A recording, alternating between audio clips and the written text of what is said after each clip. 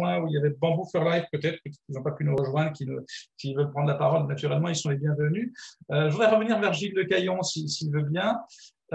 Gilles Lecaillon, est-ce que vous dites, avec ce que vous observez, tiens, ça pourrait servir à d'autres, ça pourrait servir ailleurs qu'à mes petits poissons, est-ce que je ne pourrais pas participer à des réflexions qui soient peut-être hors de l'eau, qui soient dans d'autres domaines, parce que j'ai observé un certain nombre de choses, vous venez d'en témoigner, et c'est tout à fait impressionnant, où la méthodologie, quelque part, vous avez acquise, vous, de façon très, très opérationnelle, très pragmatique, en étant des plongeurs quotidiens.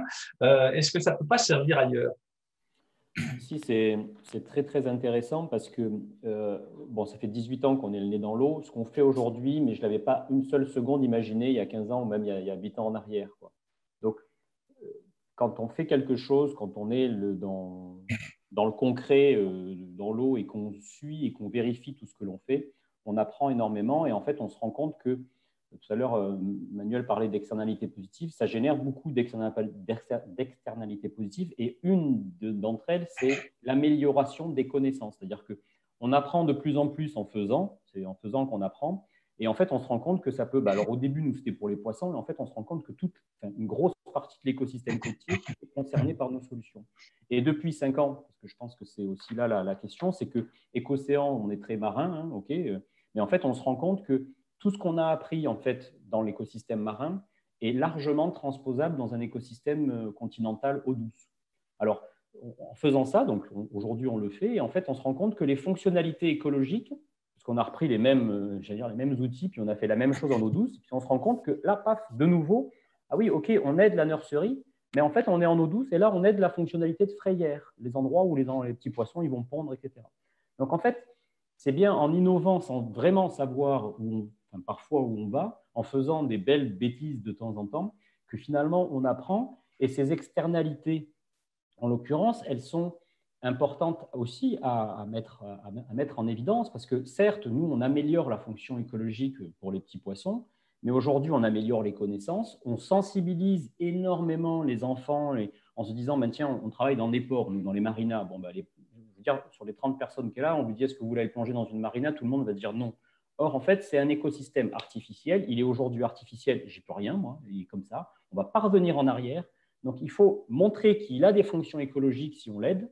Et il faut surtout montrer à la population que c'est un écosystème et qu'il y a de la vie dedans. Donc, si on respecte, je vous assure que si vous faites respecter un écosystème, un port à des enfants, quand ils iront dans la nature, ils le respecteront d'autant plus.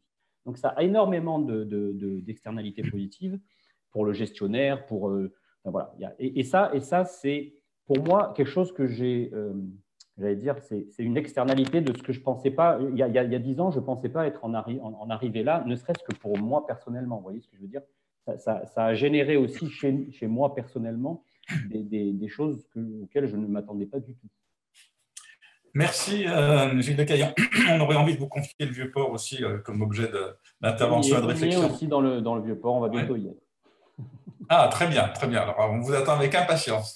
Anne-Claudius Petit, on voit que le champ est large sur notre territoire et je vais peut-être interroger un pan de l'économie. Je sais qu'Emmanuel Delannoy travaille aussi, qui est le tourisme. Parce qu'on se dit qu'on a eu un tourisme de conquête où à la fois des gens viennent regarder notre belle nature, mais en même temps, tout ce que l'on a fait pour établir notre tourisme fait qu'on va contre la nature. On met de la neige artificielle, on construit à tout va, on essaye de maîtriser, de conduire, de bâtir pour accueillir des gens. Donc là, il y a un vrai champ dans notre région, puisqu'on est la première région touristique et que c'est un pan entier de notre économie qu'on ne va pas faire disparaître.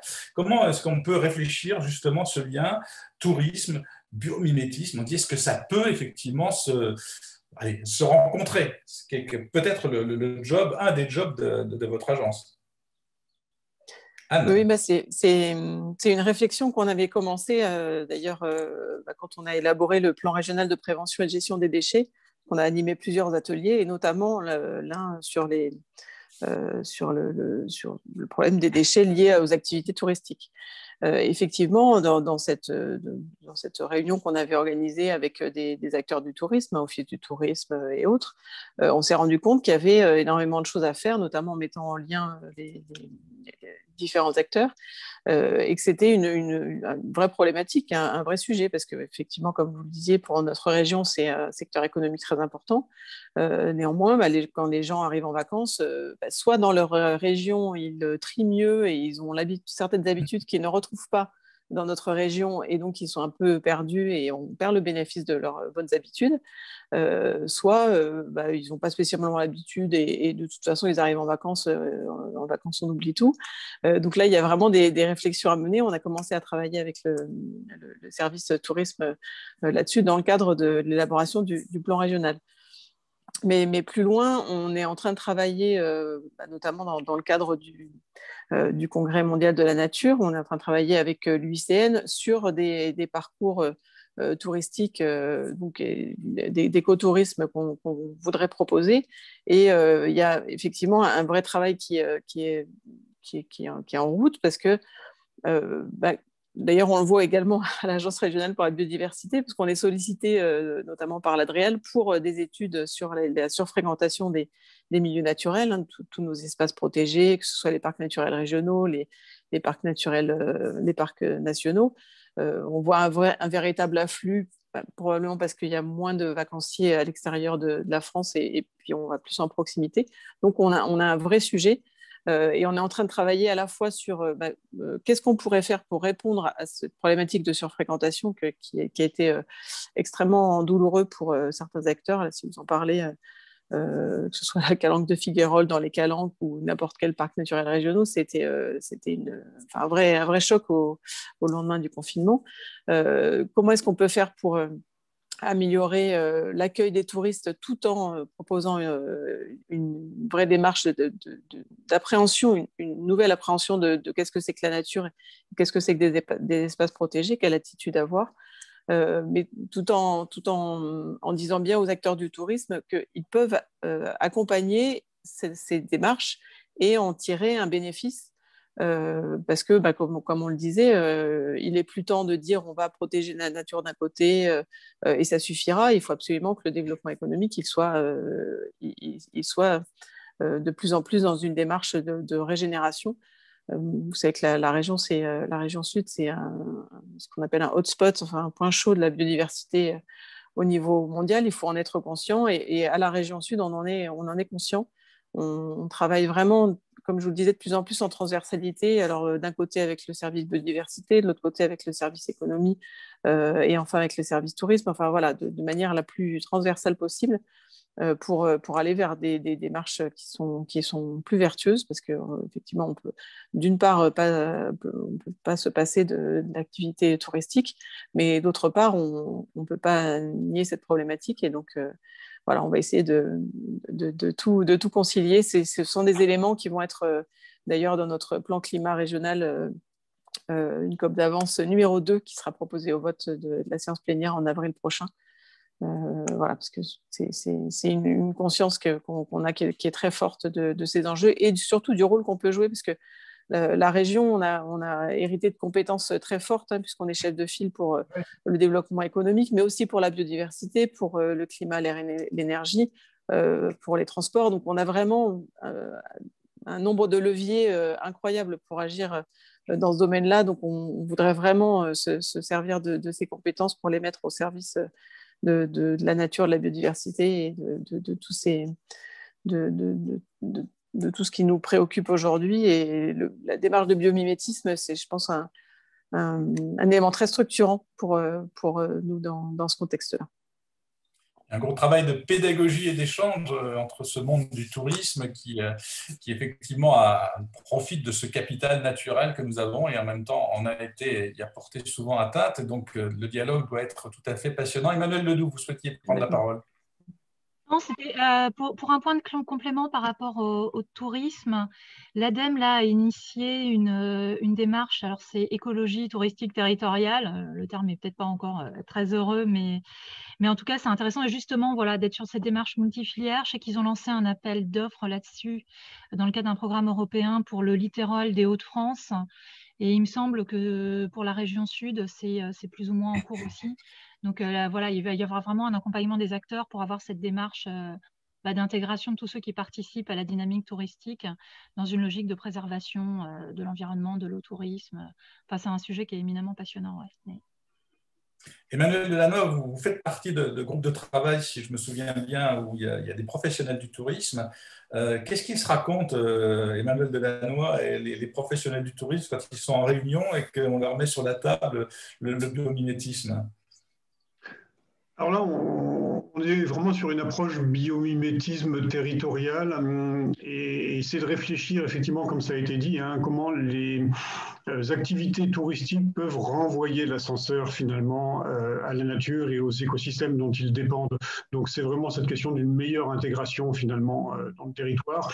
Alors il y a plein de leviers d'action et c'est ça qui est intéressant. Un point sur lequel je voulais revenir, il y a un rôle important de l'ARB là-dedans aussi en tant qu'institution, c'est que évidemment il n'y a pas de biomimétisme s'il n'y a pas de biodiversité. Mais on ne s'occupera pas de la biodiversité si on ne la connaît pas et si on n'est pas capable d'aller à sa rencontre et de s'émerveiller même de cette biodiversité qui nous entoure. Alors j'allais dire biodiversité ordinaire, oui, dans certaines régions, mais nous en plus, il se trouve qu'on a vraiment un hotspot et une biodiversité qui est extraordinaire à la porte de nos immeubles et de nos maisons. Donc on a vraiment 3 pas à faire pour aller à la rencontre de cette biodiversité extraordinaire. Donc, la première chose, c'est de la connaître, d'aller à sa rencontre, de s'émerveiller. Et donc là, il y a un rôle pour l'ensemble des acteurs et des institutions. Mais les acteurs du tourisme ont un levier là aussi, c'est que les touristes qui viennent visiter notre région, qu'ils ne soient pas des simples consommateurs passifs, mais qu'ils comprennent aussi à la rencontre de quelles espèces, de quels milieux, de quelle histoire ils vont aller. C'est quand même essentiel. Et ça, il n'y a rien de mieux que l'hôtelier, le restaurateur, etc., pour vous raconter l'histoire du territoire, ou l'excursionniste qui peut vous raconter l'histoire du territoire aussi. Et puis, il y a d'autres leviers qui sont, par exemple, de s'ancrer dans des boucles locales, dans des flux locaux, donc faire de l'économie circulaire, mais rattaché à l'ensemble des flux que vont nécessiter les opérateurs du tourisme. Je pense au circuit court alimentaire, je pense au compostage de proximité, je pense à la végétalisation d'un ensemble d'espaces urbains avec lesquels les opérateurs du tourisme sont en interaction. Et puis, il y a toute la valorisation du patrimoine culturel aussi du territoire, qui est lui aussi le résultat d'une interaction entre des écosystèmes finalement et des pratiques humaines. Donc, on voit que tout ça peut se mailler de manière très étroite et de manière très intelligente. Évidemment, vous l'avez compris, on a un énorme problème en ce moment, c'est que le secteur est complètement à l'arrêt, comme le secteur culturel d'ailleurs. Mais ça peut aussi être un moment pour se réinventer, pour se poser des questions fondamentales. Le secteur culturel le fait avec la plateforme Arsud, par exemple, et se remet vraiment en question. Ce sera quoi la culture dans 2 ans, etc. Je pense que le tourisme, on ne reviendra pas à ce qu'était le tourisme de masse d'avant la crise, en tout cas pas tout de suite, et c'est probablement même pas souhaitable. Donc on peut se poser la question maintenant de dire quel tourisme voulons-nous et comment on veut que tout ça, ça s'oriente dans les 2-3 ans qui viennent. Olivier Bocquet, je voudrais revenir vers l'architecte. On a un peu des caricatures parfois de cette rencontre de la nature et de la ville, et c'est quand même très important dans notre région, puisqu'on a de grandes villes. On plante un olivier, on le laisse sécher sur le Vieux-Port, on a fait de la nature. Je ne pense pas que ce soit ça, la nature en ville. Comment vous pouvez réfléchir à contrario? On a au Mucem des terrasses extraordinaires avec des gens qui ont pensé ce qu'on pouvait planter et qui résistent au Mistral, au sel, etc. Et ça fait des jardins extraordinaires. Comment est-ce qu'un architecte, et dans votre labo, vous y réfléchissez pour que, même sur des opérations qui sont classiques, je dirais, sur lesquelles vous intervenez, vous pouvez prendre en compte cette nature dans nos univers urbains? En fait, je dirais que tout à l'heure, je disais qu'on a mis en place quatre thématiques, matière, économie de matière, énergie, économie d'énergie, déchets égales ressources et biodiversité, écosystème.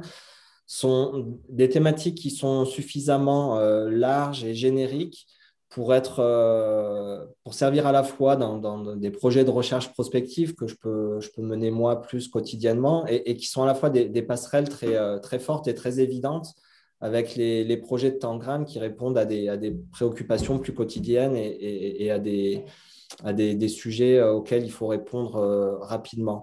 Pour la question de la nature en ville, je pense que au-delà de planter des arbres, ce qui est bien, au-delà d'apporter de la végétation pour créer des îlots de fraîcheur, etc., il faut vraiment envisager les choses d'une façon beaucoup plus large, globale et systémique pour pouvoir apporter des réponses qui auront un impact. Sinon, on va être dans l'anecdotique. Alors, vous allez me dire qu'un plus un ne feront pas trois, un petit geste plus un petit geste, c'est toujours mieux. Mais on a vraiment, comme le rappelait Emmanuel ou Patricia tout à l'heure, besoin de leviers beaucoup plus puissants que uniquement des plantations d'arbres. C'est bien. Nous, à Tangram, on a mis en place un jardin avec nos paysagistes qui foisonne, en plus, qui a cette saison est assez génial. On a beaucoup d'essence, on a des oiseaux, c'est un super endroit.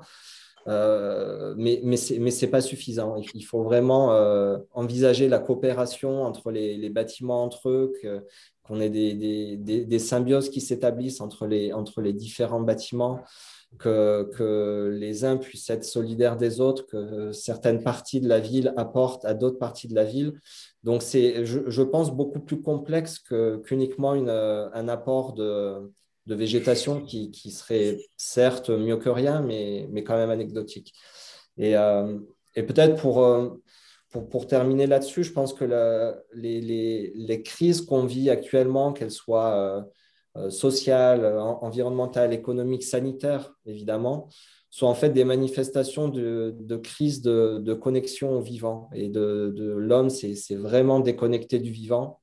Et que si on se met à regarder le vivant et la nature avec un autre regard, ça nous amène vers beaucoup d'humilité, ça nous amène vers une prise de conscience qu'on a énormément de choses à découvrir, et donc ça nous amène vers plus d'altruisme, de bienveillance, et ça va nous amener aussi à regarder les choses avec beaucoup plus de conscience de la beauté, de la créativité. Ça va développer notre imaginaire, et tout ça est un ferment, à mon avis, extrêmement positif pour pouvoir inventer un nouveau récit, comme le dit Emmanuel dans son livre. Et j'aime énormément la notion de cosmopolitesse qu'il reprend à Morisot et Damasio, qui est, je pense, la dimension éthique du biomimétisme, mais qui raconte vraiment beaucoup de choses.